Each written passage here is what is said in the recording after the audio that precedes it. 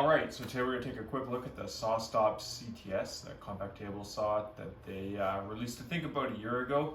It's a new addition to my fleet, so excited to take a look at it.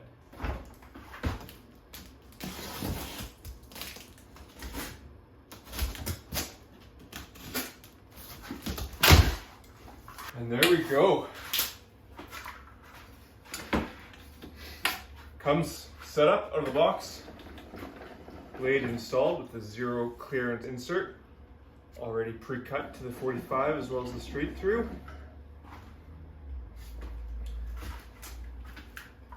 I'm not going to go into a ton of detail here. There's a lot of reviews online that go through every step of this setup and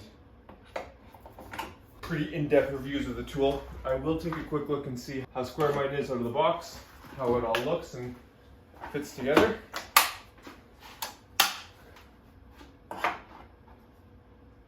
Right on, so we are almost, I'm gonna call that perfectly square. Slight dish in the fence at the far end, but pretty perfect. Maybe a whisker high on the old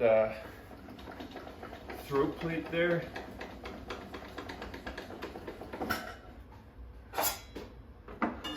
We are dead square on the one side of the blade and off a bit on the other. Let's get this throat plate adjusted here. And I believe that will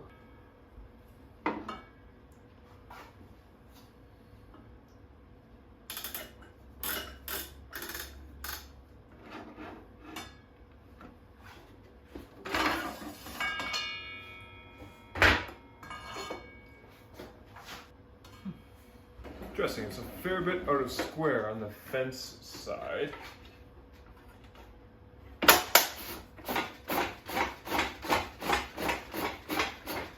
So we're still a whisker out of square. So the instructions say to loosen these two Allen bolts here to allow you to slide the bevel adjustment gauge over. So we'll give that a try and see if we can get this all squared up here. Okay, so that is dead easy. So what you do, you loosen up these two screws, these two Allen bolts here, which release the calibration screw here.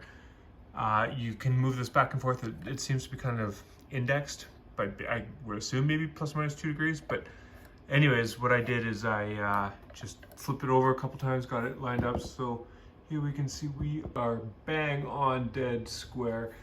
It did seem to move the micro adjuster, so I kind of just got that to the point where it's right on the outside of the zero line. I think that's going to be good. I might do a little bit of reading tonight, but yeah, we are bang on there. So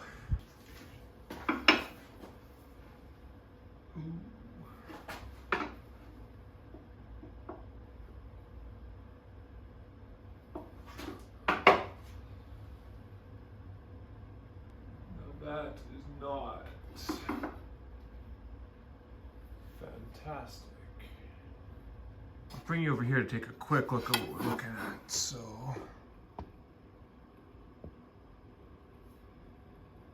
there's a fair bit of gap down there. Quite a bit. And a little bit better at the far end of the saw. Okay, so another thing I noticed on the saw is setting it up here. There's definitely a little bit of play on the arm on the fence here, so we'll work here to tighten that up. Should be pretty straightforward. Okay, so I was able to get the slop out of the fence. According to the SawStop instructions in an awesome video by 731 Woodworks, you use an Allen key and you very carefully adjust these little wheels. It's a off-centered hole in there with a small Allen key. You just keep nudging it up until it increases the friction enough to take the slop out.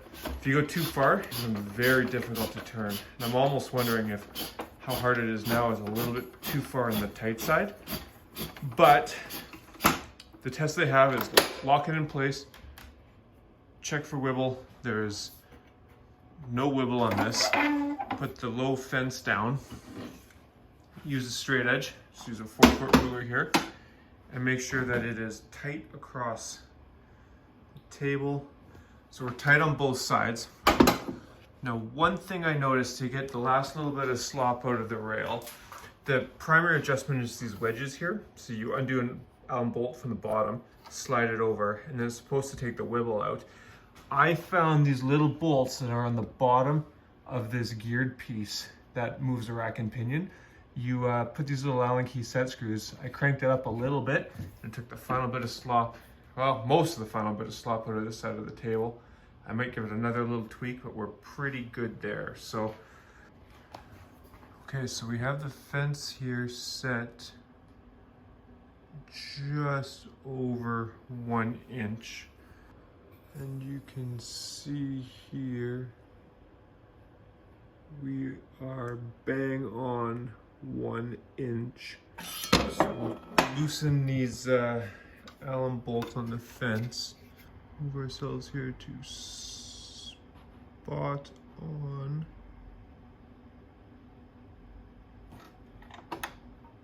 1 inch.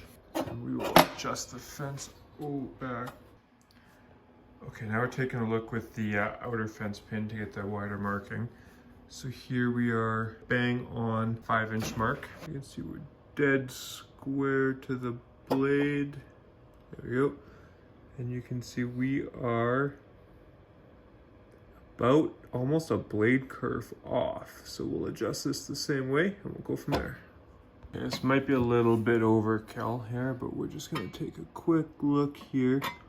So this start square is graduated in 64th. Excuse my dirty thumb there, but yeah, I'd say we're pretty bang on to 5 inches. I think we are pretty good. Quick little adjustment. I moved the fence back and forth a couple times and everything seems to stay, you know, within a 64th, which I think is pretty good. So, alrighty, let's check here now to make sure the blade is square to the miter slots. So we are tight there, and back here, and we look tight there. Okay, now we'll check the fence.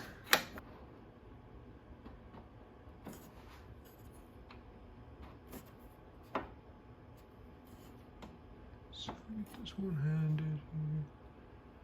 Okay, we'll lock that in. And we are tight here, and we are tight on this side. Oh, there might just be a whisk again. Okay, so we'll pull that, loosen that bolt off, move that back just a whisker, and we should be good. So I gotta say, overall, pretty impressive tool, pretty high quality for a job site saw. I think it is better quality overall, finer adjustments. It seems really well built than the older DeWalt job site saw I've been using for the last little while. I guess it should be for the price you pay, you should be able to expect that. Maybe a little bit bothered by the amount of calibration needed to do to get it bang on. You know, it's hit or miss. I watched a bunch of reviews, a bunch of videos. It sounds like most of them come fairly well set up. This one was close, but needed tweaking in every direction. Picked up the saw yesterday from Lee Valley here in town, and very happy with their service, their support.